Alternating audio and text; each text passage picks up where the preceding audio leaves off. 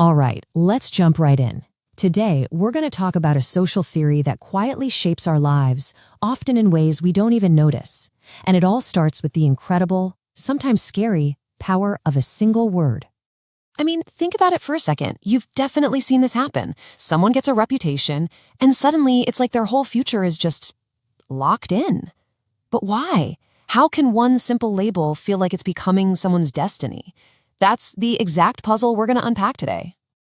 And this isn't just some random thing we all notice.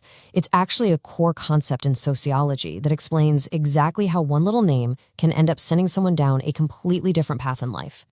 And that concept is called labeling theory. A really good way to think about it is like a social mirror. But here's the twist. It doesn't just reflect who we are. It reflects back the image of who society tells us we are. And that's a huge difference. This right here, this is the heart of the entire idea.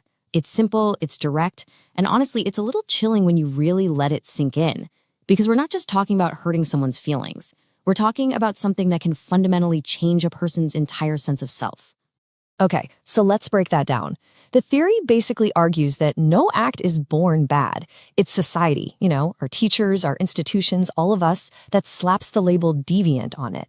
And once that label is on, two major things happen. The world starts treating that person differently, and eventually, they might just start to see themselves through that very same label. Here's a great way to picture it. Imagine you go to a party, and for a laugh, someone sticks a name tag on you that says know-it-all. At first, it's a joke.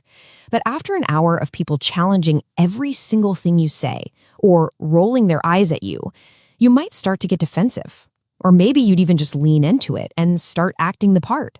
See, the label actually created the behavior. So this leads to a really important question. How does a single mistake spiral into becoming a permanent identity? Let's dig into the actual mechanism here, the thing that can feel like a point of no return. The theory splits this into two key stages. First up is primary deviance. Just think of this as the initial act, the first mistake. It's a one-time thing that doesn't really define you. But then comes secondary deviance. This is the big one. This is the behavior that happens after the world reacts and slaps that label on you. It's when the label becomes a role you actually start to play. Let's make this crystal clear. Say a student cheats on one test. That's primary deviance.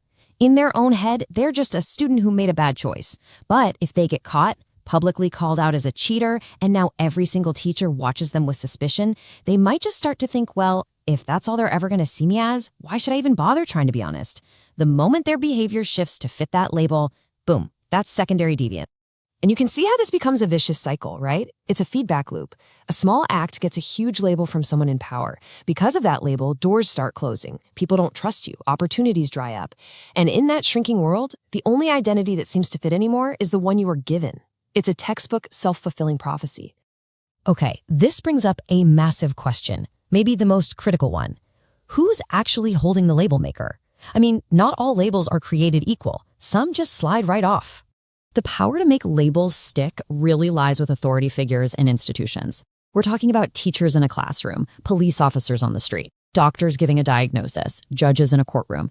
Their labels just carry more weight. They have official power, social legitimacy, and that means their definitions of people can have very real and very lasting consequences.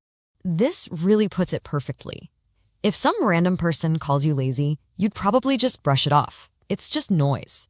But if your boss writes lazy in your official performance review, whoa, that's different.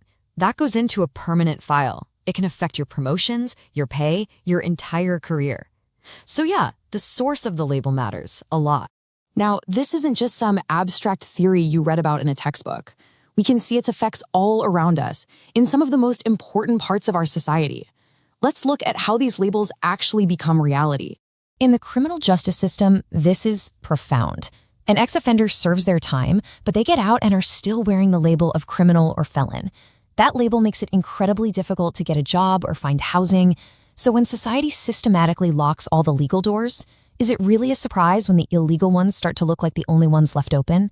The label itself creates the conditions for its own confirmation. And it works in both directions in our schools. A kid gets labeled a problem child. They might get more scrutiny, less encouragement, and what do you know? Their behavior often gets worse. But flip it. A kid is labeled gifted. They get more attention, more challenging work, and they often rise to meet that expectation. The teacher's label subtly changes the educational reality for that student. Mental health is another place where this is a real double-edged sword. A diagnosis can be an incredibly useful map, right?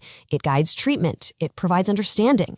But there's a real danger when a person gets reduced to only their diagnosis, when they're made to feel like they are the map, instead of a person who is simply holding it. The stigma can lead people to internalize that label as their entire identity. Now, like any good theory, this one isn't perfect. It has its critics and its limitations. So let's look at it through a modern, more critical lens to understand why it's still so important today. So it's really important to be clear about what this theory is not saying. It isn't an excuse for bad behavior, and it definitely doesn't say we shouldn't have rules. Critics will point out that it can seem to downplay personal responsibility, and it also struggles to explain why some serious crimes happen before any official label is ever applied. This is the perfect way to think about that nuance. A label is powerful. It's like a strong wind pushing you in a certain direction. It makes it so much harder to walk another way, but it doesn't completely erase your ability to choose. Some people have the strength or the support system to fight against that wind, while others just get swept away by it. So after all of that, the definition, the mechanics, the real-world examples, and the criticisms, what's the single most important message you should hold on to from this whole explainer? I think it's this. A label, especially one that's applied early and by someone with authority, is like writing the first chapter of a person's life story in permanent ink. Now, it's not the whole story. The person still holds the pen. But that first chapter, it sets the tone. It defines the main character, and it powerfully shapes everything that comes after. It's a serious reminder that the words we use for others are never just words. They are acts of creation.